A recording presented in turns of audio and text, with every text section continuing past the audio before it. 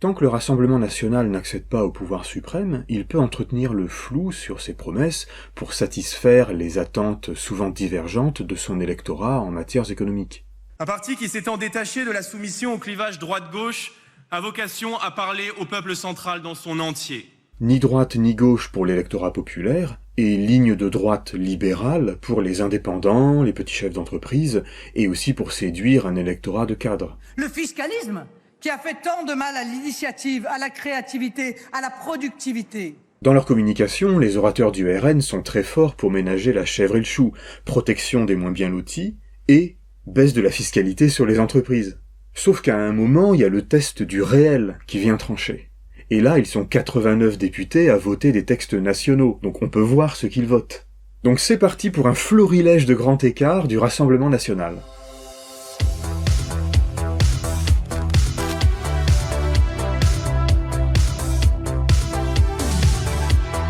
Le RN a soutenu beaucoup des mesures d'urgence pour le pouvoir d'achat des ménages proposées par la majorité, mais c'est parce qu'elles concernent la consommation. Quand il s'agit d'augmenter les salaires, là, c'est plus compliqué. Le RN propose une grande conférence salariale, mais refuse de signer les propositions d'augmentation du SMIC de la NUPES. Non, il préfère un cocktail de baisse de cotisation et de primes que l'employeur est libre d'accorder ou non. Vous dites, moi j'ai de l'empathie. En juillet, vous avez voté contre le SMIC à 1 500 €. Oui, parce que je pense que ça n'est pas la bonne méthode, l'augmentation du SMIC. D'abord parce que le SMIC, ça n'est que 12%, ça ne touche que 12% des Mais vous savez que ça a un effet aussi d'entraînement, c'est-à-dire que le SMIC est aussi ce qui est la base des autres salaires. Non, c'est une trappe à bas salaire, justement.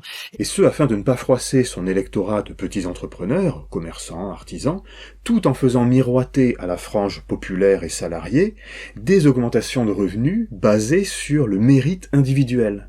Pourquoi vous votez pas la hausse du SMIC à 1 600 €? Parce que la hausse du SMIC, les chefs d'entreprise, dont 95% des chefs d'entreprise en France sont des patrons de TPE-PME qui bien souvent se lèvent plus tôt que leurs salariés, vous répondront que la hausse du SMIC, c'est une hausse de charge. Autre exemple. Pour affirmer sa ligne sociale, Marine Le Pen se dit opposée à la réforme de l'assurance chômage. Je suis en total désaccord avec la philosophie qui est la vôtre vis-à-vis de l'indemnisation du chômage.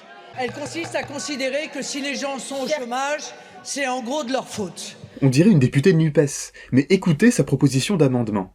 Il consiste à dire que si l'on vous propose un CDI à l'issue d'un CDD et que vous le refusez, eh bien à ce moment-là, vous êtes considéré comme démissionnaire, comme ayant choisi une démission qui ne vous ouvre pas droit aux allocations chômage. Sucrer le chômage à des gens qui ont fini leur CDD dans un boulot de merde et qui veulent le quitter, voilà une bonne idée. Lors du conflit social sur les raffineries, le RN soutient les revendications des salariés, tout en condamnant la grève et en approuvant les réquisitions des salariés par le gouvernement. Mais ça louvoie, ça tourne autour du pot. Sur les réquisitions, pour que ce soit bien clair, vous les soutenez ou vous les soutenez pas? Parce que selon les sondages, on a vu un sondage à l'AD cette semaine, 50% de vos électeurs sont pour ces réquisitions, 50% sont contre. Donc c'est vrai que pour vous, ça facilite pas la prise de position. Est-ce que vous pouvez clarifier? Mais non. Vous avez une vision de la politique qui est quand même assez dégradée. L'extrême droite déteste par-dessus tout que les travailleurs s'organisent eux-mêmes et perturbent l'ordre. En fait, je comprends pas très bien. Vous dites, leurs revendications sont légitimes. Oui, bien sûr. Je veux dire, l'augmentation d'ose de salaire dans un contexte de super profit record. Et en même temps, vous dites, faut que la grève s'arrête. Ils n'ont pas obtenu gain de cause. Tout cela Donc, de leur point de vue, il faut poursuivre. Donc on a toujours dans la communication un balancier entre populaire et favorisé. Mais dans leurs décisions institutionnelles, on voit qu'ils votent soit en faveur des intérêts des mieux lotis, soit pour des rustines qui ne remettent pas en cause le système qui produit les inégalités. Alors vous allez peut-être me dire, c'est difficile de tirer des conclusions sur quelques mois de législature, il faudrait une série plus longue. Eh bien regardons comment votent les députés RN au Parlement européen. Le média indépendant Basta se charge de nous rafraîchir la mémoire et d'éclairer ceux qui boivent la communication du RN. Le RN déroule un discours souverainiste en mode « Avec nous, les lobbies et les multinationales vont pleurer ». Voyons ce qu'ils votent. Mars 2021. Un texte pour tenir responsables les multinationales en cas de violation des droits humains ou de dommages environnementaux. Responsabilité étendue à la fois à leurs agissements en dehors de l'Europe et à leurs sous-traitants. Les eurodéputés RN votent contre. Printemps 2021, les différents votes sur la levée des brevets sur les vaccins. Même les macronistes bougent. Mais pour le RN, pas touche à la propriété intellectuelle de Big Pharma. Législature précédente. Printemps 2016, vote sur la directive sur le secret des affaires. Ce texte protège les grandes firmes en criminalisant les investigations de journalistes ou les révélations de lanceurs d'alerte. Le FN vote pour. Là, on est carrément dans la défense des intérêts de la grande bourgeoisie. Un petit dernier pour la route à propos de la relation de travail. Septembre 2021, texte visant à protéger les travailleurs ubérisés, en présumant comme salariés les travailleurs des plateformes numériques, pour qu'ils bénéficient de la même protection sociale. Le RN s'abstient. Montrer ce que votent réellement les députés et eurodéputés RN permet de faire le tri dans leur communication.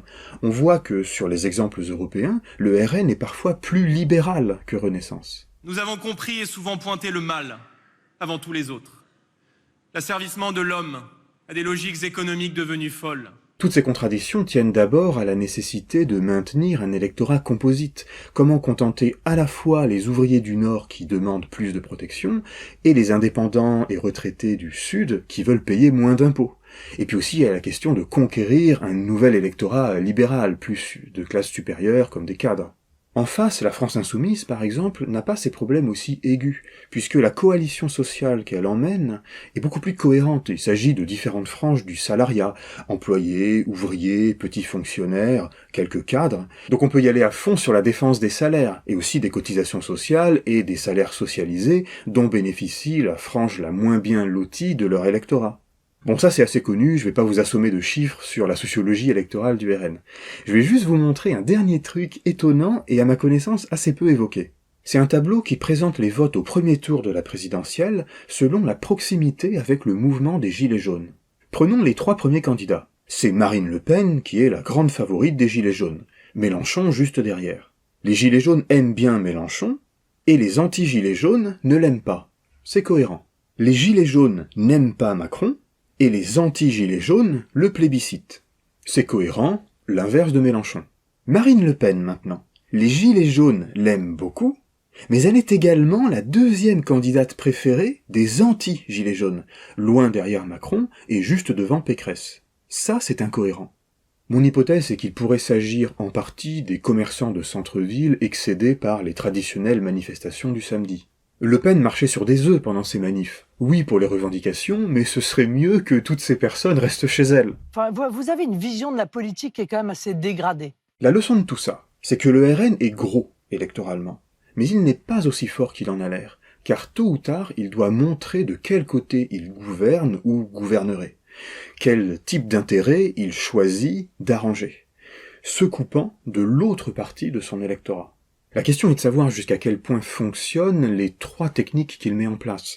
La communication contradictoire, les opérations de diversion sur l'immigration ou le déclin de la France, pour éviter d'évoquer les sujets qui divisent, ou bien le discours synthétique, où tout le monde trouve son compte sur le mérite, sur la dénonciation des assistés ou des fraudeurs. Il y a donc de la place pour un travail d'information, car à mon avis, peu de gens ont véritablement conscience de ce que vote réellement le RN, de ce qu'il vote concrètement dans les parlements. Donc au boulot. Et à la semaine prochaine.